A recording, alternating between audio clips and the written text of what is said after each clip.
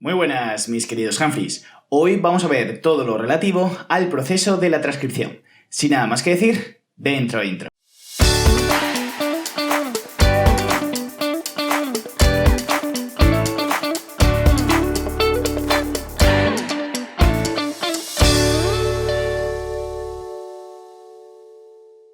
Bueno, como dije antes de la intro, hoy vamos a ver todo lo relacionado con el proceso de la transcripción.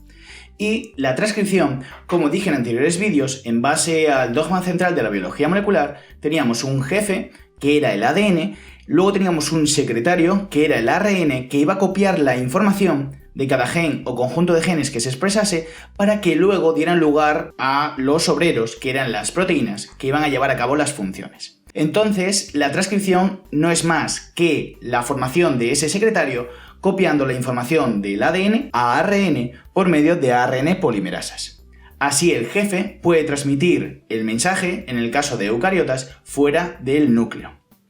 Solo se copia un fragmento o conjunto de fragmentos respectivo a un gen o conjunto de genes. En células eucariotas animales tendríamos hasta 2 metros de ADN en una célula. Sin embargo, solo tenemos la fracción correspondiente al gen o conjunto de genes que tenemos es un 1%. Es decir, los genes que forman las proteínas vamos a decir que son solo 2 centímetros de esos 2 metros. O sea, es una barbaridad. ¿Qué quiere decir con esto? Que seguramente no sea así, pero que solo se transcribe aquello que hace referencia a gen o conjunto de genes. Puede ser reiterativo. ¿Qué quiere decir? Que puede copiar tantas veces ese gen si hay un factor de transcripción que lo está expresando mucho. Solo se va a trabajar con una hebra molde, la llamada hebra molde o hebra con sentido, mientras que su hebra complementaria, la llamada antisentido o cadena codificante, no va a ser copiada a la transcripción. Dependiendo de un gen, se utilizará una hebra u otra. Necesitamos, para llevar a cabo el proceso de transcripción, una ARN polimerasa que va a añadir ribonucleótidos en orden, una cadena de ADN molde, que ya dijimos que solo se utiliza una, la llamada hebra molde, mientras que la codificante no se utilizaba, y luego necesitamos ribonucleótidos trifosfato, que posteriormente quitaremos 2 fosfatos para ir uniendo en esa cadena de ARN. Ocurre la transcripción y necesitamos una secuencia de iniciación para que dé lugar a las 3 etapas: inicio, elongación y terminación. Es importante saber que si teníamos 2 metros en el ADN de la célula y solo íbamos a transcribir en principio esos genes correspondían solo a 2 centímetros, ostras, es como encontrar una aguja en un pajar. Tenemos que tener unas secuencias iniciadoras que son identificadas por nuestra maquinaria enzimática, conocidas como promotores. Yo siempre digo que son como una especie de banderas que tenemos en el material genético para que nuestro complejo enzimático lo reconozca. Es también interesante que el grado de compactación de la cromatina va a determinar si se transcribe un gen o no. Esto se vio en otros vídeos. Decíamos que la eucromatina, que tiene un aspecto mucho más difuso, mucho menos denso, va a ser aquella que está en estado activo de transcripción, mientras que la heterocromatina, muy compactada, muy condensada, de un aspecto mucho más denso, no va a ser posiblemente transcrita. ¿Por qué? Porque al estar tan apretada no hay maquinaria enzimática que entre por ahí, o sea, es imposible. Por eso es muy importante el grado de condensación para la transcripción. Vamos con la transcripción eucariota y necesitamos reconocer esas banderitas que marcan el inicio de un gen, conocida como promotor. El promotor solo sirve para que sea reconocido por la ARN polimerasa, pero no va a transcribirse, es decir, no va a dar secuencia de ARN, solo sirve para ser reconocida por la ARN polimerasa. Se asocia a esa ARN polimerasa y luego se abre esa doble hélice de ADN copiando solo la información, es decir, copiando la información de las bases nitrogenadas de una única hebra, la llamada hebra molde. Vuelvo a decir, la hebra codificante, por mucho que suene que también se transcribe, no, la hebra codificante no se transcribe, la hebra molde sí. Y va añadiendo ribonucleótidos en sentido 5', 3'.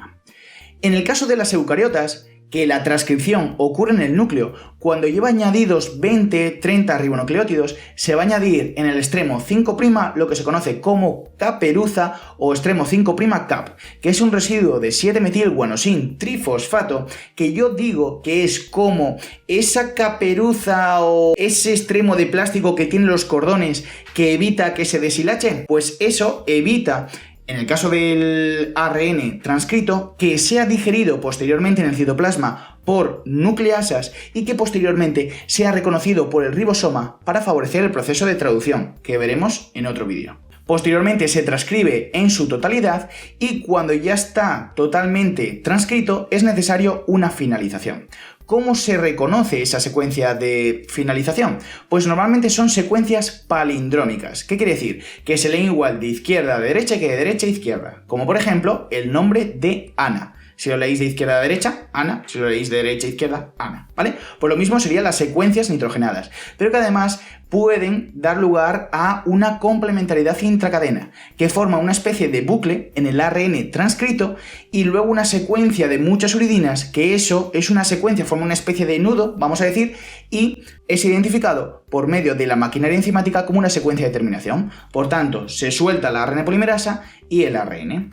Pero en el caso de eucariotas es necesario que una vez que se termine le añadimos 200 residuos de adenina por una poli-A polimerasa en el extremo 3' para decir que ese ARN mensajero es nuestro y que todavía necesita un proceso de maduración, ¿vale? En eucariotas es muy importante que es necesario que se madure. ¿Qué es la maduración? La maduración no es más que eliminar intrones, que desde que un profesor mío de segundo de bachillerato, que vamos, que es un crack, ojalá tengáis todos ese profesor, pues decía que esos intrones son intrusos, que tenemos que eliminar y fusionar los exones. Eso se llama splicing. ¿Cómo lo hacemos? Pues tenemos un ARN en eucariotas que se llama ARN pequeño nuclear, que como una especie de peonza genera unas proteínas que como una especie de peonza va a quitar los splicing enrollándose sobre ellos y mantiene los exones unidos y al final elimina ese intrón y los exones se fusionan. Aquí tenéis otro esquema, eliminamos intrones, fusionamos exones y así tenemos un ARN mensajero maduro en el caso de los eucariotas. Ahora vamos con las diferencias entre eucariotas y procariotas. Es muy importante señalar que en procariotas puede ocurrir un proceso de traducción simultáneo a la transcripción. Como sabéis, el proceso de transcripción en el caso de procariotas va a ocurrir literalmente en el citoplasma porque no tiene núcleo. Así que a medida que se va formando ese ARN puede ir traduciéndose casi simultáneamente. En el caso de eucariotas es imposible porque nosotros tenemos un núcleo, luego tiene que salir al citoplasma y es un poco más tardío. Eucariotas y procariotas tienen diferentes secuencias, tanto de terminación como de iniciación, es decir, diferentes promotores. Pero esto ya es mucho más complejo, no hace falta con que sepáis esto básico, ya estaría. También muy importante, y esto sí que tenéis que saberlo para este nivel, tenemos 3 ARN polimerasas en el caso de eucariotas, mientras que en procariotas solo existe una y es mucho más simple. Y en eucariotas, también súper importante, y como ya he dicho anteriormente, es necesario un proceso de maduración, eliminar esos intrusos, intrones, y fusionar los exones. En eucariotas, el ARN mensajero es monocistrónico, es decir, un ARN mensajero transcrito, una única proteína. Sin embargo, en procariotas, de ese ARN mensajero transcrito puede tener la secuencia o puede determinar la formación de varias proteínas. Es como que es un poco vago y dice, venga, ya que estoy transcribiendo, transcribo unos cuantos genes y luego doy unas cuantas proteínas.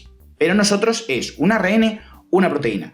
En bacterias puede ser un ARN, una proteína, pero normalmente es vago y dice, venga, transcribo todo y luego ya genero todas las proteínas que tenga que generar. ¿Entendéis, verdad? Y hasta aquí el vídeo de hoy, Humphreys. Ya sabéis, cualquier duda podéis ponerla por los comentarios, consultar el contenido teórico del blog y nos veremos en posteriores vídeos. ¡Hasta la próxima!